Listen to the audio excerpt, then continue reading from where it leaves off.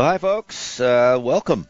I appreciate you joining us back here again today for the Rick Wagner Show, Getting It Right with me, Rick Wagner. We're on KNZZ, KGLN, and we're 1192.7 and 980 and 101.3, and the Internet, which many of you apparently are listening on, which I appreciate that. And we have some podcasts that are made up from the show that I am slowly getting behind on. That's another story, but I will be working on that this week. Secondly, I thought we'd talk about three different things this week instead of just the same. We could talk about, I guess, let's see, the Democrat primaries. You've heard nothing about that, of course. And then we have the Iran situation because that's getting close to resolved. Well, I don't know where that's headed.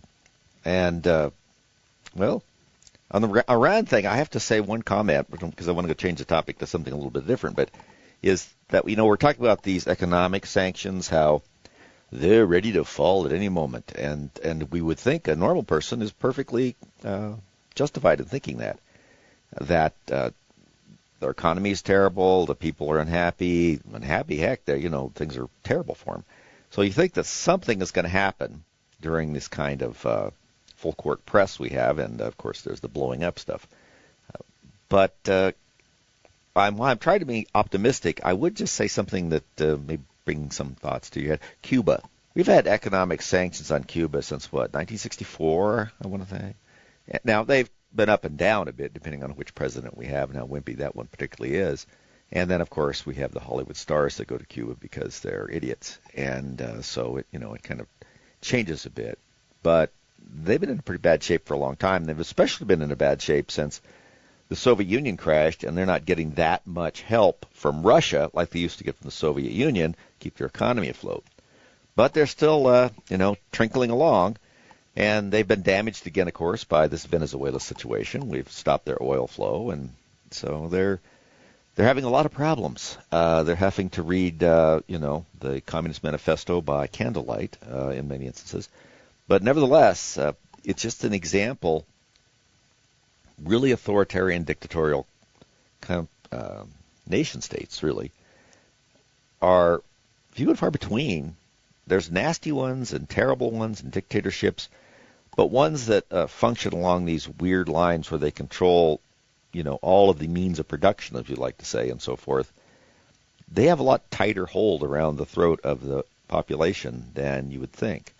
And as things have changed, different ways of communication, this and that, they've upped their game to make sure that those don't work well for their populace. Certainly it's the case in Cuba, and we know it's the case in Iran. So we have all these problems with people being able to communicate, get together, certainly have weapons, that's another problem.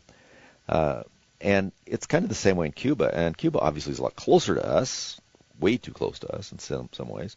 And we've been trying to do everything from broadcast into the island to the internet, to this, to that, and it's, I do think that there will come a day, and I don't think it's that far off, where things crumble down to the point where they just don't have the resources to keep their thumb on the population. The issue, of course, is that they have an outside source of help. Now, Russia doesn't have a lot of ability to help them right now, but they are helping them some. China, on the other hand, is quite willing to help them with stuff surreptitiously. We got to know that's happening. Because why wouldn't it? China wants us, the United States, to be confused and distracted by pretty much everything that it can generate. So if it can generate some more problems in Cuba by keeping that ridiculous regime rolling along, then it's going to try and do that. And if it just takes a little money, a little of this, a little of that, a little thing, something under the table, then they're going to do it. Same thing that's happening with Iran. They're helping the Iranians, and no matter what they told Trump when he was there, that they're not shipping them weapons. Of course, they're shipping pieces, and they're shipping them, repairs and all that kind of stuff. We can't stop that, and we really can't even prove it 100%, but you got to know what's happening. So at the same time, they're thinking, well, let's just try and escalate things in the South China Sea, which is starting. It's going to start some more. I almost guarantee it, that just to see what we do with our resources.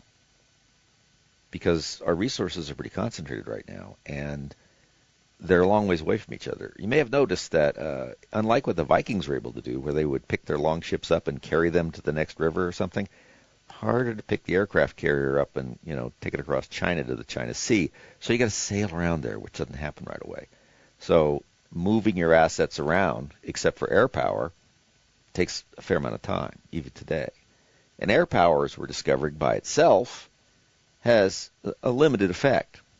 It's a terrible effect, and it can be even worse, depending on what you drop on people. But it is very difficult to change what's going on the ground outside of just destroying parts of it. So we'll see. I see the messing around increasing when you go out and look at it, particularly on the Philippines. See, we're so concentrated on Taiwan. I've talked about here several times about how the Philippines are also getting messed around with by China. China envisions, and they've not made really a secret of it, that they see this sort of sphere of influence, you might say, that would include Taiwan, the Philippines, a couple of these islands in there. And it sounds, if you can imagine, it's sort of like Eastern Europeans in the Soviet Union sphere of influence. Maybe not quite as direct, but pretty close. This is what they'd like to see.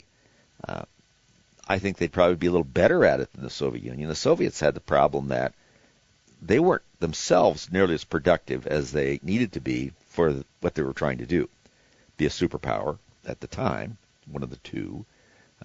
China being, kind of at that point in the position that Russia kind of is in now. But anyway, so they were stretched pretty thin, but so much of their materials and economic power were coming from the Eastern European bloc that they controlled so thoroughly.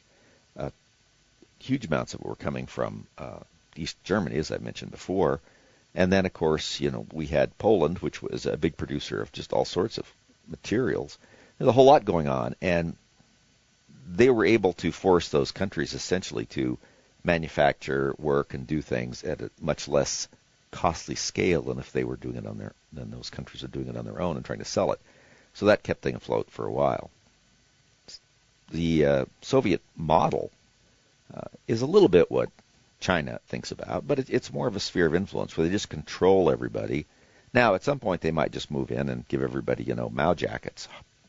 I'm sure that's probably, in their vision, but they just want to get to the point where they control everything in terms of the elections, of this, to that, so that it ends up being a little bit like Hong Kong, or it at one point was very much its own thing.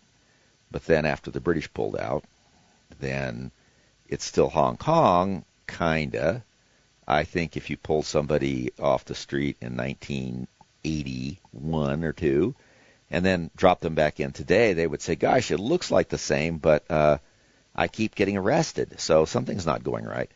And therein is the difference. So we shall see how this all turns out. But anyway, about ourselves, which we have to spend a little more time thinking about, there's a couple of questions just for us. The first one is, inflation seems to be cooling, right? I mean, it's hard to see when you go to the grocery store, but in general, it's cooling a little bit. But I'm not seeing much relief out there with you folks, and myself either. And then there's this weird employment landscape out there. I bring this up because these numbers came in this week on some of this stuff. The employment numbers are deteriorating, and so it's a weird challenge to the Federal Reserve. If inflation was actually cooling, but our employment is going down. Now, labor participation is terrible. I think the last number I heard is about 62% of the people who could be working were working. I also heard a terrible statistic that I'm having trouble believing, but I'm afraid is true, is that a large number, approaching a half of individuals under 30, are still living with or at the support of their parents, which is something that would have surprised people in the 70s even, 80s. And our political leaders keep trying to change the rules. Now, we know that's common. If you can't win, figure out how you can change the rules so you can win. And talk about some things that are not getting as much in some of our mainstream stuff because, well, they're much too busy having you sit in trials that are going nowhere for a long period of time. I hate to be this way, but these are some nasty cases that we're seeing, but watching courtroom stuff is not, by and large, very exciting, having been in it a lot of times. It can be very nerve-wracking. You hope it's not real exciting, actually, but it seldom transmits on television. I mean, probably the only things that I remember was the trial with O.J. Simpson, where you watch them just like fall apart on the prosecution side and then fall into these, open tiger traps that the defense laid. If the glove don't fit, you must acquit. Remember that, Johnny Cochran? Yeah, remember what the problem with that was? Is they let O.J. try the gloves on with rubber gloves on his hands already. Yeah, they didn't want to pollute the evidence. Yeah, how'd you think that was going to go? I mean, you're trying on gloves that were sort of a tight leather glove to, like you'd use for, when you're on a motorcycle or something and you want to be able to have some dexterity. And so how in the world would you get those? It was, anyway. So I don't find that as exciting. I mean, they're nasty topics and they're things I'd like to know what happened, but watching it live is not as exciting as I apparently would think it is. Anyway, this inflation report that just came out this week has some genuinely encouraging news. Consumer prices rose by 3.4%, which is still way too much over the last year. And core inflation, by the way, when they say that it excludes food and energy, meaning your gasoline. So when you hear that, you go, wait a second, I just paid, X amount for, some iced tea mix the other day, and it didn't go down, it went up. But yeah, for the most part, they take those out. And when you do that on the core inflation, we're at about 2.5%. The Fed would love to have core inflation at 2% and the consumer prices in general closer to 2.5 as well. But it's still a positive trend. But that's kind of where all this commentary kind of becomes misleading. A lower inflation rate doesn't mean prices have gone back down. It means they're just increasing more slowly than they did before. That's a pretty important distinction. The rate of inflation is just not the level of the price, right? I mean, if something cost $100 to $110 during the period of high inflation, if inflation then falls, the price doesn't return to $100, despite the rollback signs we see in Walmart. It may rise from $110 to $113 rather than from rising to $116, but it's still rising. The rate of increase has improved. So you get increase, but the rate of increase has changed.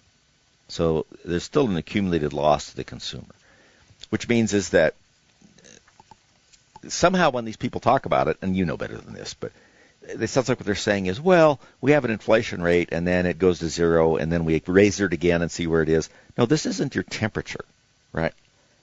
This is an increasing thing. If you're using a temperature, like a body temperature thing, your body temperature would be about 170 degrees probably by now, because it doesn't go back down. It just changes how fast it's going up. So you never end up back to where you were. If you really want to have a terrible feeling, go back and punch in what your salary was, say, or what money you made, whatever, say 10 years ago. And then, ask Google to tell you what you need to make today to make the same purchasing power that you had at that point.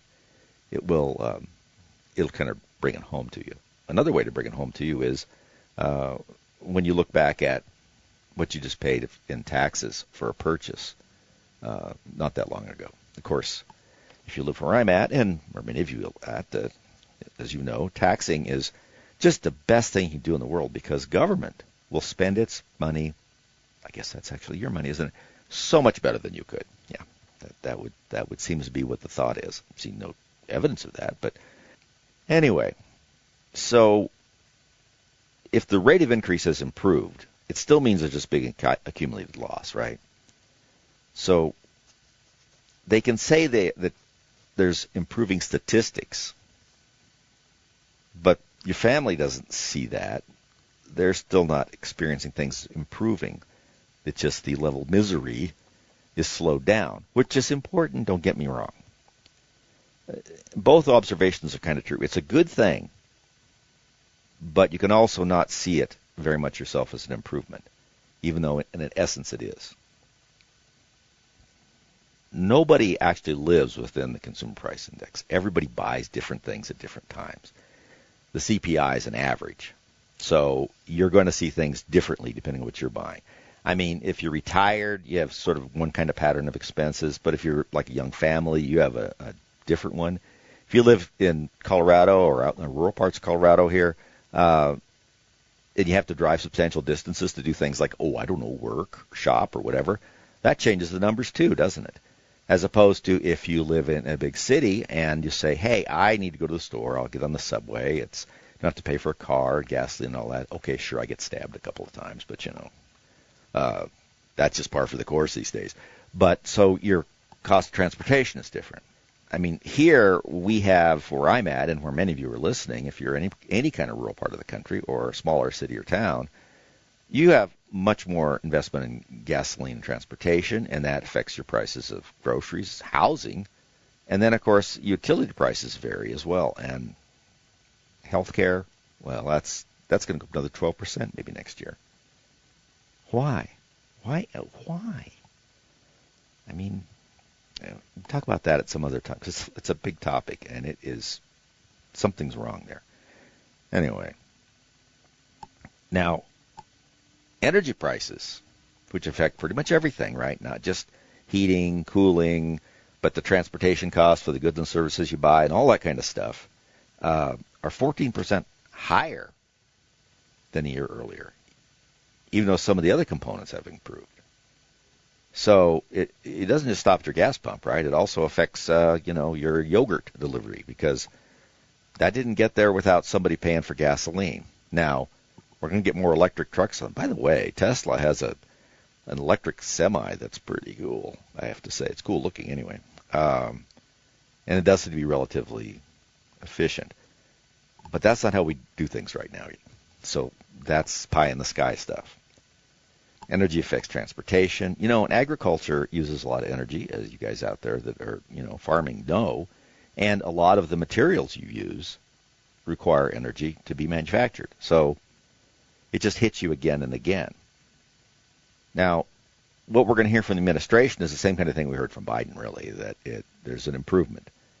Now, in this case, we're not necessarily lying about it, but it's something you don't see right away, and you don't see it everywhere. We should resist both kinds of manipulation, where one side says everything's still just as wrong as it was, the other side says, but look at this improvement. They're both kind of right, however, things are more improving than they are staying wrong, but it's hard to see. The problem's not solved yet. That's the honest conclusion. I mean, you have to ask yourself, are prices in your household stabilizing? What's increased most? I mean, do you see any improvement? I see a little improvement at the grocery store at a few things, but I also see a change in many others. I see a bit of an improvement off some of the things like that would have been traditionally inexpensive clothing and a few things like that, where I think those are as much tariff related as anything else. Now, so the tariffs have come off. People adjust more quickly to if you increase their income than if you increase prices. A wage increase is sort of something that you feel like you earned. A price increase feels like something that's getting taken away. And oftentimes, by the way, and this is where having some experience with money is, if you get a big wage increase, not to go out and spend it right away, because what you're calculating right now for what your expenses are may be different than in a year. Even if you have the same job and everything, the other pieces of your expense may change. Hopefully they won't. But if they go up and you've calculated it kind of thinned by the new bass boat or the snowmobiles or whatever, that can start affecting you pretty good, because that is going to stay the same. And if these others start going up a little bit to like eat and whatnot, it can affect that. So where does that take us? Well, it takes us, of course, to the Federal Reserve, the creature from Jekyll Island. One of the more opaque, oddball things that we've created that has certainly had some positive effects, but it is still pretty opaque. And there's a couple of things that are going on with it now about how independent it needs to be from the administration. You can make good arguments both ways.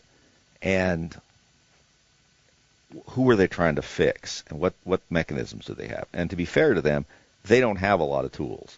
The interest rate tool is really the biggest one, and which affects the money supply. The Fed, no matter what people say, I believe, it's a monetarist argument. I mean, they control the money supply. The money supply has to do with inflation and how much you pay for everything, just depending on how much money is out there. You start throwing a lot more money out there, you pay more for everything, you have more of it, but it doesn't make any difference because it costs more. So you have to control that spigot, right? And that's supposedly what they're supposed to do. Interest rate is, of course, their big hammer out there because what it does is it penalizes people so they don't want to buy anything. So that slows down consumption and slows down expansion, which slows down inflation. People aren't borrowing money to do things because it's too expensive. Hey, folks, thanks for sticking with us today on our little chat about economics today and kind of how it's affecting you and I, and trying to make a little more clear picture about what's going on. I know, I mean, we could be talking about, the Democrat socialists and how they're destroying the Democrat Party, and they hate Thanksgiving and, that kind of stuff. And, yeah, but I think you know a little bit about that. We'll talk more about that some other time when there's more exciting stuff that has been repeated a million times. But, by the way, our tolerance for these people is pretty amazing. Sometimes you understand, that the old Khrushchev saying of, you'll sell us the rope we use to hang you. But that may be a little bit, that's probably too strong. But what he's saying is that you'll just keep giving us the things that we use against you. And some of the things that we allow in our constitutional republic can be problematic if misused. And defining at what level it become misused that's the trick, isn't it? But let's talk about the economy a little bit, because economics is pretty much 80% of what goes on in politics in one way or another. Now, we lost some jobs in this last report, about 23,000. And we had a slower wage growth. That's interesting, too, because you hear a lot about all of these wage inflationary laws that are getting passed, particularly in the cities, in the states. State I'm in is idiotic. The city and county of Denver makes idiotic seem like genius. And so they just keep raising things. Well, there's not enough money, people can't afford to do anything, so we'll just make them pay more. Oh yeah, that'll work, because the people that they're buying it from, aren't they the ones that are paying for that? So how does that circulation of that money go around?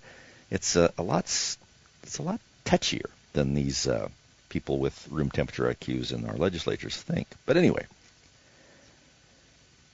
it is kind of a warning signal when it looks like you're losing jobs, and you also have this problem where you have high inflation or higher inflation and some jobs losing. That makes it a difficult thing for the Fed to know what to do, because in one case they usually do one thing with interest rates, in the other they do another.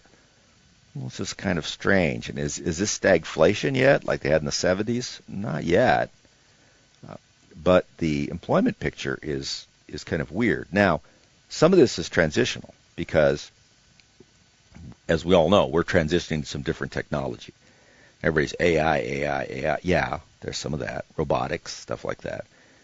But what really pushes a lot of that, though, is the cost of labor. And it's what economists like to call the holistic cost of labor. If you sit down and, you have a company, let's say it's a medium to big size company, you have a lot of employees, and you have an employee, let's say the average employee an hour is $20, approaching the minimum wage in some places.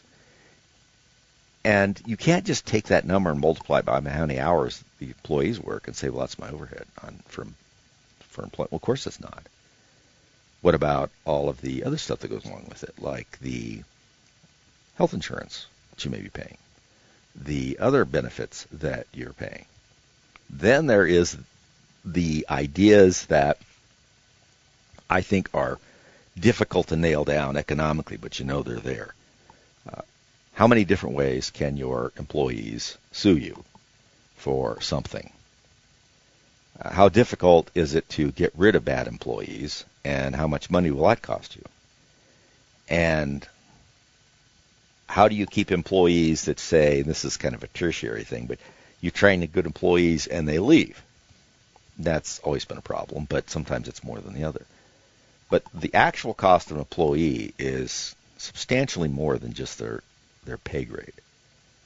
It's maintaining them. The cost of maintaining an employee in the past was substantially less.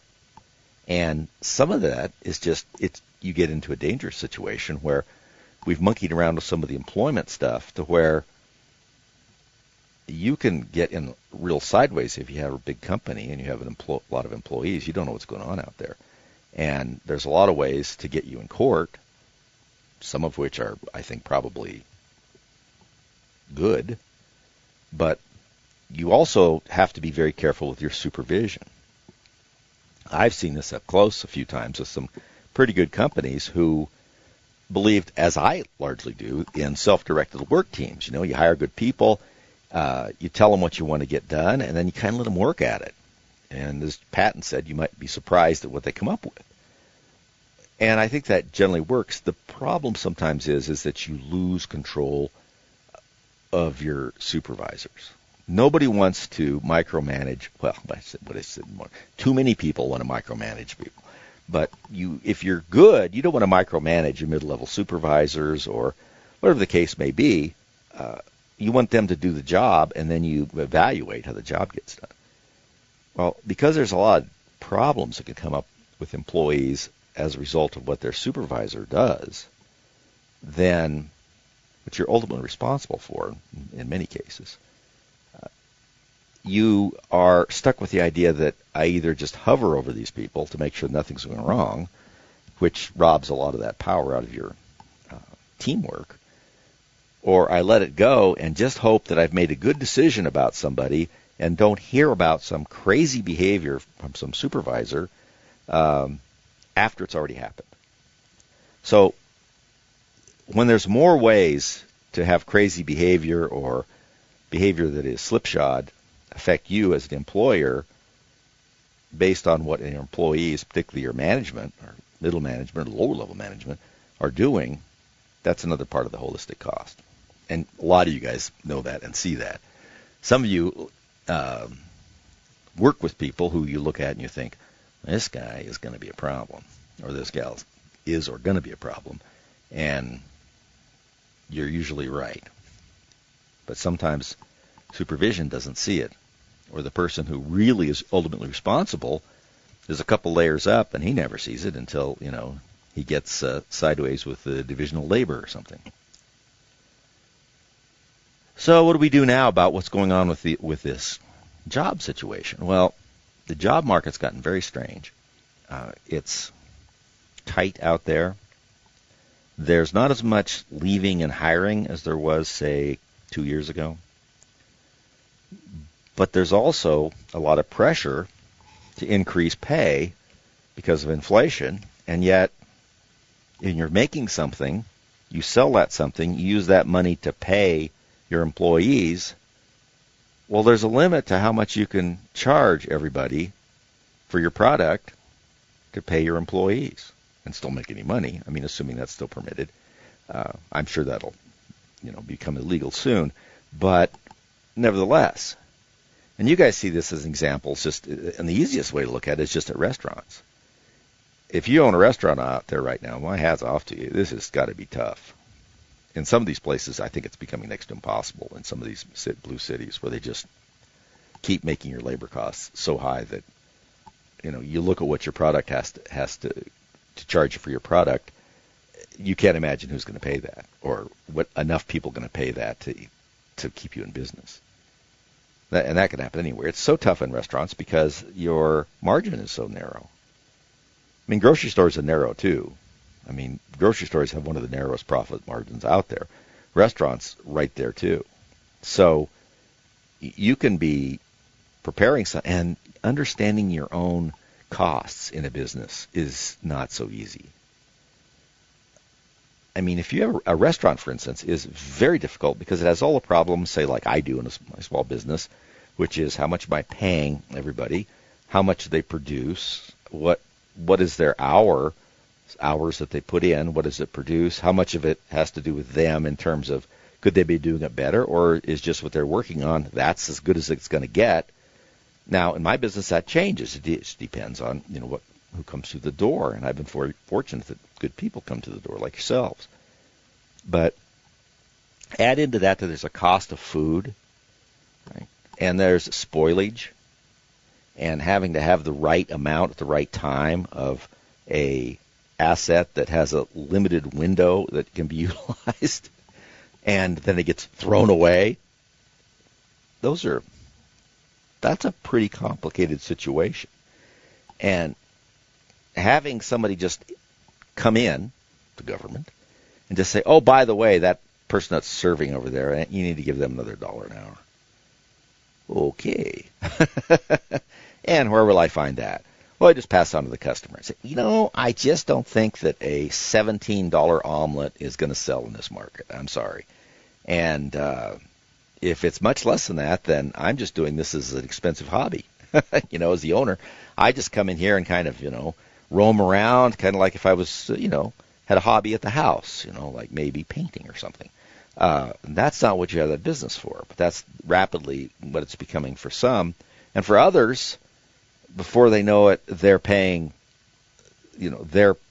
themselves to work. They're not making money. The job is costing them money. And you wake up to that. And it's easy enough in restaurants. I mean, I used to watch Restaurant Impossible. I can't remember what show it was on, but I remember a couple of times on that, was they were looking at some of the restaurants they were trying to help, when the host said, look, this thing you're selling on the menu, there's 2 or 3 things on the menu here that cost you more to produce than what you're charging, right? So, it's like we lose money on every sale, but we make it up on volume kind of thing. So it's a tricky business, and there's a lot of them out there like that. And it doesn't matter if it's just food. Look at you guys out there. That, let's say you're a welder out on the rigs, assuming there are still rigs anymore. And so you've got your equipment on board your flatbed. You're driving all over the place. You have equipment, fuel, your rods, everything that you have on that truck just sitting there costs a certain amount of money, and the minute you use it to make more money, it starts costing more money. So all of this starts looming up out here when you're trying to figure out an economy. Everything has a little push to it. You push one side and it starts pulling out the other, right? So we're going to see what goes on in the economy here, because it's going to be real important coming up in these midterms. Now, I think those war will probably come up in the midterms if something doesn't give on that. But the economic problems are still there, and it's going to affect what happens in Congress, the balance of power in terms of Democrat-Republican. Now, just to touch on our Democratic Socialist friends, yes, I think for the most part they've done Republicans and conservatives a favor. They'll win a few, but they're going to scare a bunch off. Hopefully they'll scare more off than they win in terms of voters. That's what you would expect. You would think that when you go out into the general population, not just the primary voters in some of these places, that some kind of sense would prevail. This is why it becomes so difficult in these one-party system areas, like the cities, like, say, Chicago and New York and Los Angeles, and these, where they're all one party. Right? If you're not a Democrat, you're not going to win. I mean, that's not always the case, but it's often or usually the case. So whoever wins the primary usually is going to win the general election. Well, it's hard enough to get people to pay attention to what's going on and vote in the general election. You can imagine what it's like in some of these primaries. If you wonder how people like Mondami and I'm trying to think of the mayor's name in Chicago, Johnson, and then Karen Bass, you think, how do these people get elected? Or this poor sad woman in Seattle that just now moved out from living with her parents. You think, well, how does that happen? Well, it's because the primary systems are what decide the candidates. And by the time the general election rolls around, usually the numbers are so skewed that the other side doesn't have a big shot at it unless there's some crazy thing comes along or some super candidate, something. And so people have a tendency not to pay attention. And the primaries just don't seem to get them going. And very small percentages of the total voting population vote in the primaries. So very small numbers decide these things. And who shows up? Is it people that are happy?